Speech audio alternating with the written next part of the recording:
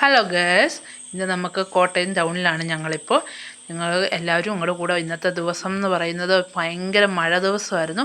മഴയത്ത് മുഴുവൻ നനഞ്ഞ് ഭയങ്കര കാറ്റായിരുന്നു. ഇവിടെ കാറ്റ് കാരണം ഒരു രക്ഷയില്ല. മുഴുവൻ നനഞ്ഞ് കുളിച്ച് ബസ്സിൽ വന്ന് ഞാൻ കയറി. ബസ് കോട്ടയത്തു നിന്ന് സ്റ്റാർട്ട് ചെയ്ത് ഞങ്ങളിപ്പം ചാലൂന്ന് വരെ ആയി. എനിക്കൊരു 4 സ്റ്റോപ്പിൻ്റെ വ്യത്യാസമുണ്ട് കോട്ടയത്തു നിന്ന് വീട്ടിലേക്ക്. ഞങ്ങളിങ്ങനെ ബസ്സിൽ പോയിക്കൊണ്ടിരിക്കുകയാണ്.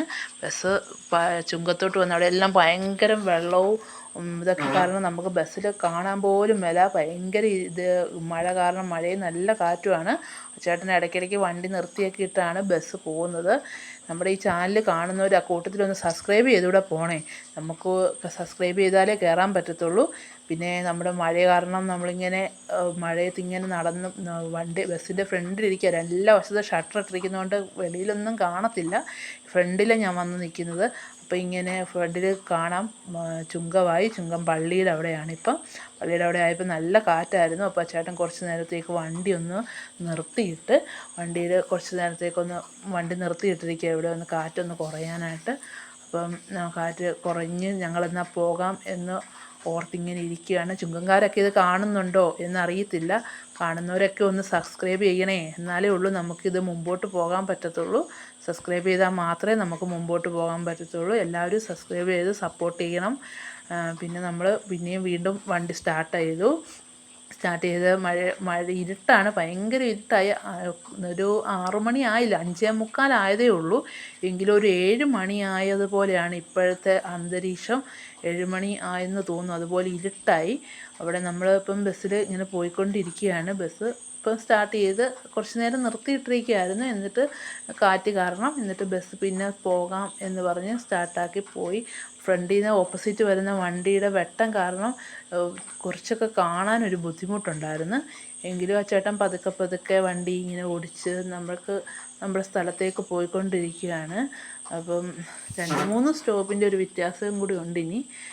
വാരശ്ശേരിയിലായപ്പോഴൊക്കെ ഭയങ്കര ഇരുട്ടാണിപ്പോൾ.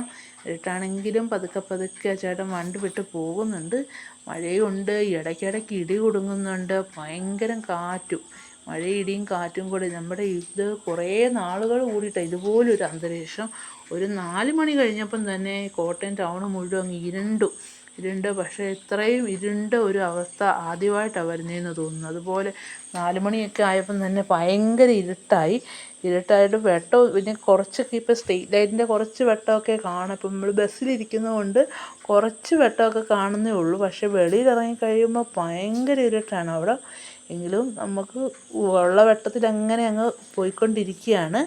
ഇതിപ്പോൾ ഏകദേശം ഞങ്ങൾക്കിനി 2 സ്റ്റോപ്പ് കൂടെ കഴിഞ്ഞാൽ നമുക്ക് ഇറങ്ങാനായിട്ടുള്ള സ്റ്റോപ്പാകും. വണ്ടി പോയിക്കൊണ്ടിരിക്കുന്നതാണ് ഇപ്പം കാണുന്നത്.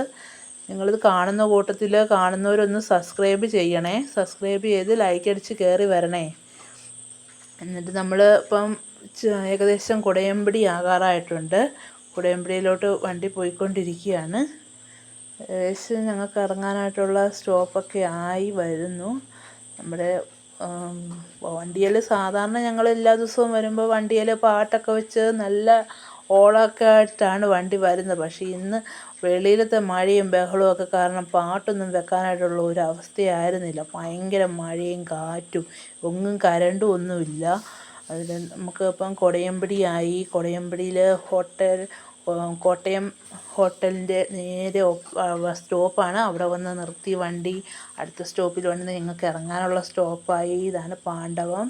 ഇവിടെ ഞങ്ങൾ ഇറങ്ങി. ഇനി നാളത്തേക്ക് രാവിലെ ഓഫീസിൽ പോകാനായിട്ടുള്ള ഫുഡൊക്കെ ഉണ്ടാക്കണ്ടേ. അതിനിവിടെ അടുത്തൊരു കടയുണ്ട്.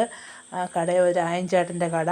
അവിടെ വന്നു ഇച്ചിരി സാധനമൊക്കെ മേടിച്ചിട്ട് നാളത്തേക്ക് ഫുഡൊക്കെ ഉണ്ടാക്കാനായിട്ടുള്ള സാധനമൊക്കെ മേടിച്ചിട്ടാണ് എന്നും പോകുന്നത്. അപ്പം ഇതാണ് കട. ഇതൊരു രാജൻ ചേട്ടൻ എന്ന് പറഞ്ഞൊരു പട്ടാളക്കാരനാണ്. പട്ടാളക്കാരൻ്റെ കടയാണ്. ചേട്ടൻ മിലിറ്ററിയിൽ നിന്ന് റിട്ടയർഡായി ഇപ്പം ഞങ്ങൾക്ക് ഇവിടെ തന്നെ. ഇതാണ് രാജൻ ചേട്ടൻ. ഇവിടെ ഒരു കടയൊക്കെ ഇട്ട് ഇരിക്കുന്നു. ചേട്ടൻ്റെ വൈഫും ഉണ്ട് കൂട്ടത്തിൽ. പക്ഷേ ഇരുട്ട് കാരണം ഒന്നും കാണാൻ പറ്റത്തില്ല. ഞങ്ങൾ സാധനമൊക്കെ മേടിച്ചു. പിന്നെ നമ്മൾ തിരിച്ച് വീട്ടിലേക്ക് പോകാനായിട്ട് ഞങ്ങൾക്ക് ബസ് സ്റ്റോപ്പിൽ നിന്ന് കുറച്ചേറെ ദൂരമുണ്ട് നടക്കാൻ. കുറച്ച് നടന്ന് വേണം ബസ് സ്റ്റോപ്പിലോട്ട് വരാനായിട്ട്. ഞാനിങ്ങനെ കുടയൊക്കെ ചൂടി മഴയത്ത് ഇങ്ങനെ പതുക്കെ നടക്കുകയാണ്. അപ്പോൾ അവിടെ പക്ഷേ ഏകദേശം നല്ല ഇരുട്ടായിട്ടുണ്ട്. അപ്പോൾ കാണാൻ പോലും പറ്റുന്നില്ല. ഇനി ഇടയ്ക്ക് നല്ല മിന്നലൊക്കെ വരുന്നത് കൊണ്ട് ഇടയ്ക്കൊക്കെ ഒരു പ്രകാശമൊക്കെ തെളിഞ്ഞ് വരുന്നുണ്ട്. ആ മിന്നലിൻ്റെ വെട്ടവും കുറച്ച് ഇരുട്ടിൻ്റെ വെട്ടവും ഒക്കെ ആയിട്ട് ഞാനിങ്ങനെ വഴി കൂടെ നടന്നു പോവാണ്. കുറച്ച് ഏറെ ദൂരമുണ്ട് വഴിയിലോട്ട് നടക്കാനായിട്ടേ. നല്ല ഒരുമാതിരി, പക്ഷെ ഇവിടെ നല്ല കാറ്റുണ്ടായിരുന്നു. കാറ്റിൻ്റെ ഇതിൽ കുറേ ചെടിയും മരവും ഒക്കെ ഇങ്ങനെ ഒടിഞ്ഞൊക്കെ വഴിയിലൊക്കെ കിടപ്പുണ്ട്. സൈഡിൽ കൂടെയൊക്കെ ഇരുട്ട് കാരണം കാണാനും മേല.